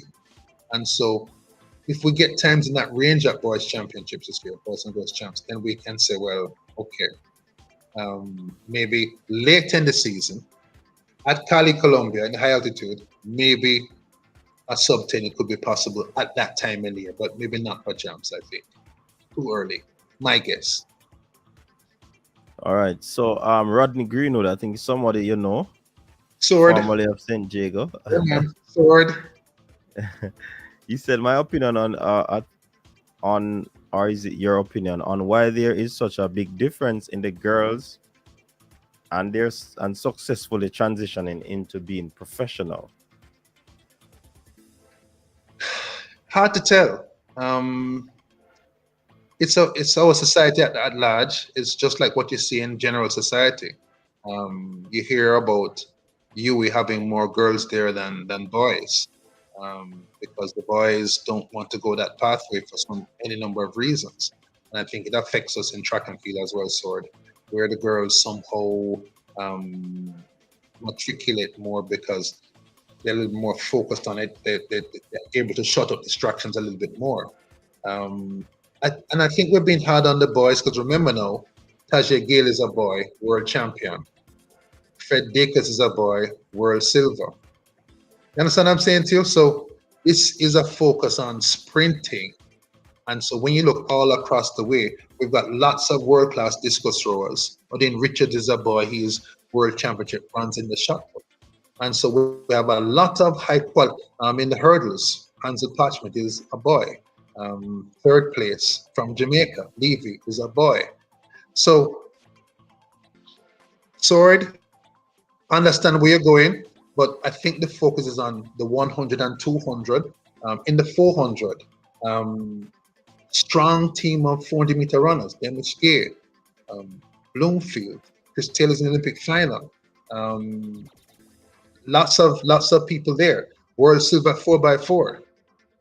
So I think sometimes when I hear this question, I'm hearing, why don't we get through in the men's 100 and 200? Remember now, we just had a group of professional men sprinters, Asafa world record 2005, Michael Freitas silver 2005.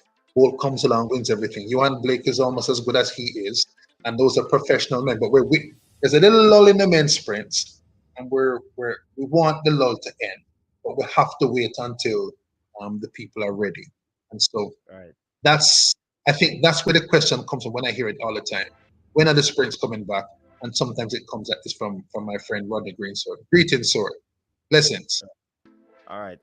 One question before I take one of your friend who just called into the program. Yeah. Somebody asked about Rashid Broadbell. What are your thoughts on his progress going into this season? Coach hopped a little bit, but he's with a great group now. He was with a great group at the MVP, changed and moved across to Elite Performance and Coach Walcott. Lots of potential. He's very, very, very, very fast on the flat and is so tall that he can manage the 42-inch hurdles. And so, again, another event where the men are great. We have Olympic champion at the event. We have Olympic bronze. We have the Commonwealth champion at the event. That's Levy. And the silver. That's Parchment. We have the last youth champion. That's Russell. He's here with Fitz Coleman, training with Parchment day by day by day. And an injury, getting back to full shape. We have Damian Thomas, ex-LSU NCAA champion. Barnett, second to him in the World Juniors 2018. And now we have Broadbell as well. Lemonia says Arkansas, JC to Arkansas. So it's another event that men are involved in where we have the top people in the world and a deep, deep, deep, deep pool of talent. So maybe that is now the event that is our speed event now for the time being until the 100 comes back. But right. I think that's an event where it's exciting. We have the best man in the world now. He has a gold medal, and I think it's exciting. I'm really looking forward to the next few years in the sprint hurdles. All right. Big up to Wade in the building. Big up to Wade Nelson. We have your friend from Toronto. I will let him introduce himself. Go ahead, caller. You're live. Mr. Lawrence. This is Mr. Porter calling from Toronto. Happy New Year, sir. Happy New Year to you. And I must say that we lost our friend, Mr. John Messon, the Carista Hurdles champion of 1978. Just go back a little history for you there. So he's a good friend. I know we lost him, so may he rest in peace. Yeah, real heartbreak. So, I hear talk about Mr. Bevel from Edwin Allen, and I was checking to the coaches who say that I think Mr. Bevel is probably a chance, they have that wicked breeze coming off the sea, so I'll say probably in the semis are, if the breeze is not so strong, I think he's going to run like a 10-15 at Champs.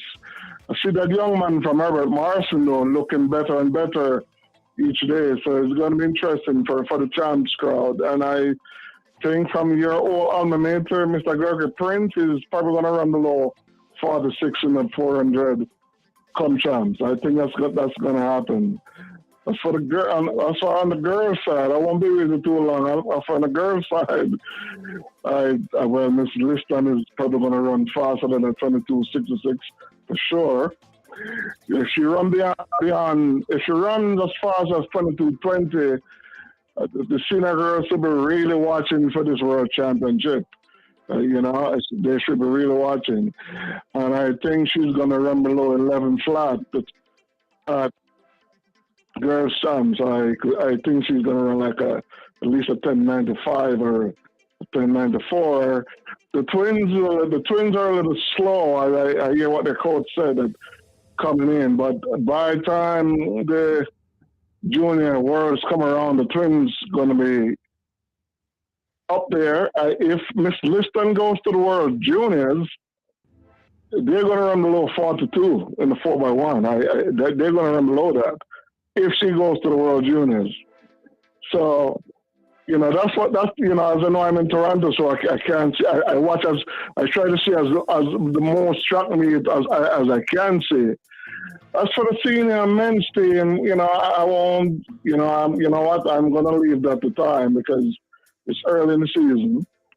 But the other young lady, Miss Kerrigan Hill from Idols in Class 2, and I think the Class 2 record 100 meter could be in trouble if Miss Hill is in, that could be in trouble. So as far as I can see, on the boys' side, you know, the 100 meter is going to be a very good 100 meter. The class 100 meter, you know, even with Mr. Buaji from Kingston College there, he's going to run better than what he ran at the curve to trial. He's going to run way better than that. So it's going to be interesting to see that. But, you know, on the 800 meters, I think the young man from JC is going to run 146.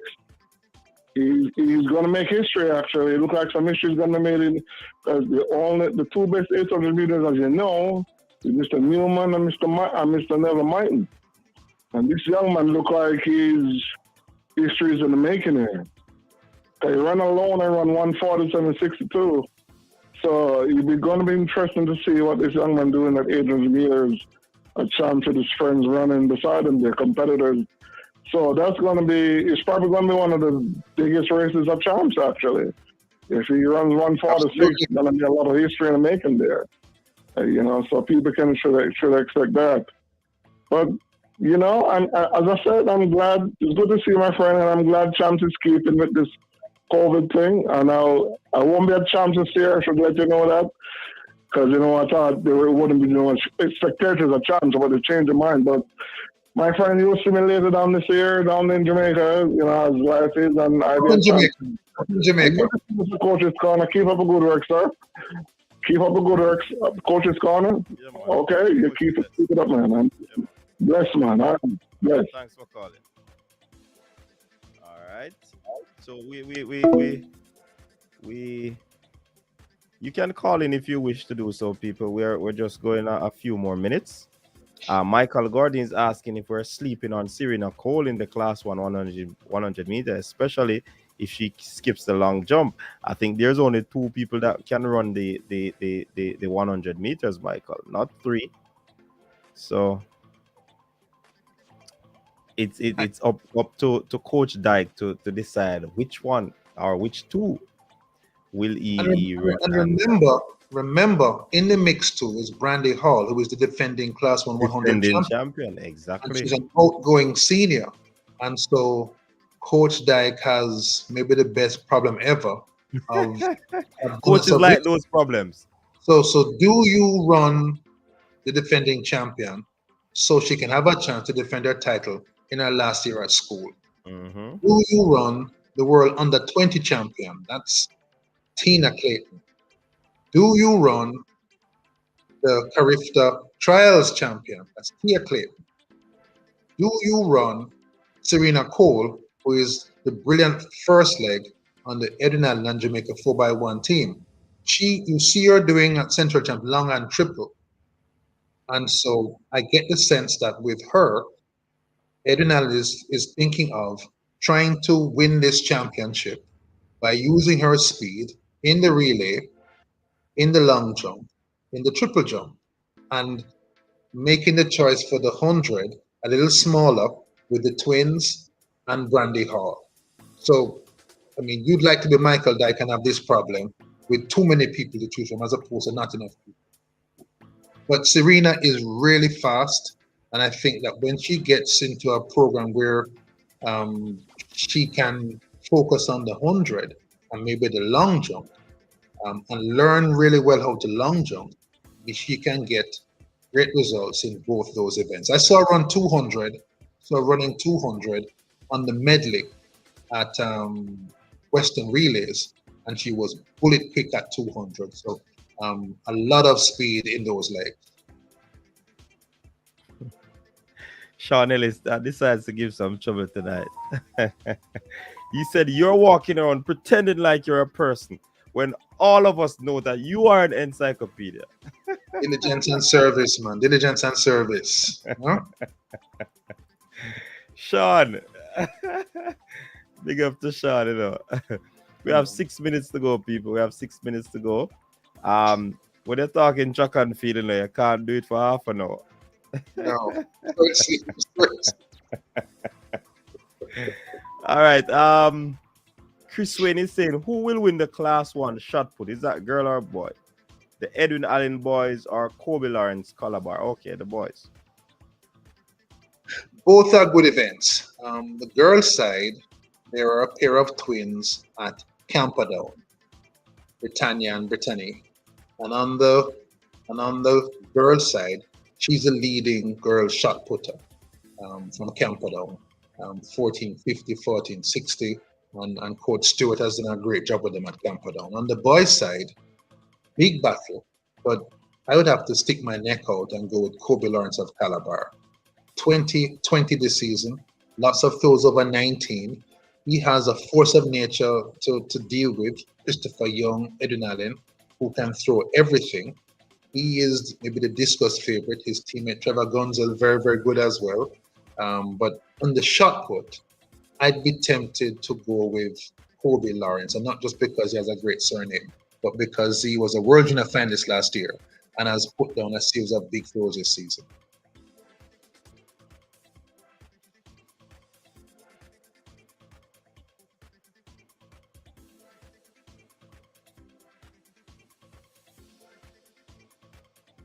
Good question.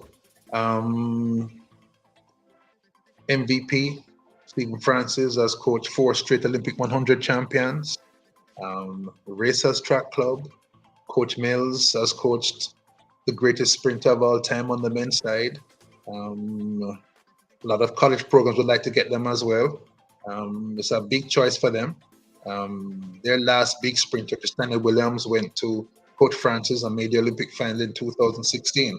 So big choices for them coming a year later from now. But, you know, I'd love to see him with Stephen Francis. Let's see. Based on his record of producing high quality women 100-meter sprinters, I think if they chose to go with Stephen Francis MVP, that wouldn't be a mistake.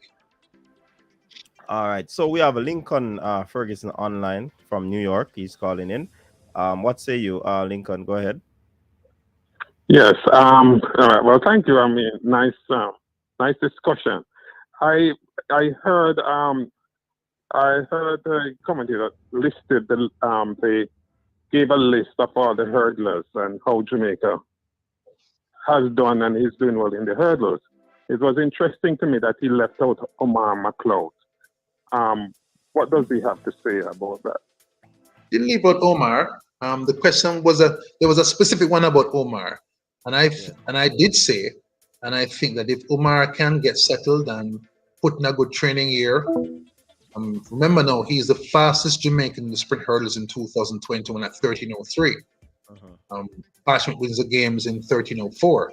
I think Omar is another one who could go again sub 13 and challenge for the gold medal. I think Omar has a chance. He just has to get settled again, put in the training work. His speed and his technique and his know-how in big meets will help him. I think he has a chance to go back to the top or near there. Holloway is a force of nature, but I also believe that McLeod can challenge and maybe go sub 12.9. All right. Sean Ellis at it again with that super chat. Big up yourself, Sean. Lyston will win the 100 and 200 meters at champs, but Tina will run a faster 100 by year end, and both will run below 10.99 by year end. Okay, I'm done. Not too many sub 11s by juniors for the last long time. Yeah. But what excites me about Lyston, watching her this season, is I've timed her for 4x4 and 52.5 at Gibson McCook. It means that when we get to 60, if she is nearby because her start is good enough, he's pulling on you all the way to the finish. And at 200, 22.66, if she doesn't run any faster, that's a number 2 200 time by a Jamaican junior all time. She's right near the champs record, 11.13 Veronica Campbell from 2001 as well. So I think that she has a chance to break that record at champs for sure. The sub 11, I don't know, but the champs record I think would definitely be in danger from Lyston with the twins in hot pursuit. Yeah, man. All right, so let me see. Fabian gonna say just leave work. Bless up yourself, coach and Mr. Lawrence. Yeah, man, big up yourself, Fabian. Faith Love, women 100 and 200 world World Championship 2022 prediction. Predictions. That's 1 and 2. Ooh, let's see first how Elaine Thompson Hera's coaching rearrangement works outdoors. I think her 704 indoors would be very, very encouraging for her and her coach to feel that they're on the right track for outdoors. If she reports outdoors in anything remote with the shape she was in last year, I think you've got to say that she has the chance to win the 100. Shelley Fraser Price in what might be her last season, I hear she's training very well and will want to pull out all the stops to go to an unprecedented 5-time world title in the 100. So that should be a real stellar battle in the 100. At 200, I don't think if Elaine comes back at 21-7, unless Mila Weebo comes there, she says she wants to come to the 200 if schedule allows her, and she's aiming at 21-5. Didn't pick that number out of the hat. That's what Lance Browman said. 21-5 is exactly what Elaine ran to win in Tokyo, 21.53. So at 100, if Elaine is in the shape she was in last year, you'd have to make her the favorite. Won't be easy because if she's not at her very best for any reason, Shelley Fraser Price is there to pounce. And at 200, I think that Elaine comes in at 21-7. If she's in that shape, she wins. Okay, and I think that's the last one we'll be taking from Sir Lawrence, who has been great tonight. Really, really appreciate you coming on. You did overtime. A brilliant half hour. I wish our sponsors could just put 2 of those Richos root string through the screen so you could have it. You know what I mean? We'll see what we can do. It sounded good. It sounded good. I better get one. Yes, man. I'll definitely let you get one. One Thank of you. them or 2. They have the original and the Sorrel one. So I'm a we'll big talk fan of about Sorrel. that. I'm a big fan of Sorrel. So make sure one of those are there. Yes, man, definitely. So people, this is where we put the lid on. It was indeed a very, very, very, very good discussion. I enjoyed it, and I'm now going to try and pattern the guru on the on this side of track and field. All right, so again, definitely say thanks to Sir Hubert for stopping by on the coach's desk. The people them really respect and love you for your great and wealth of knowledge where track and field is concerned.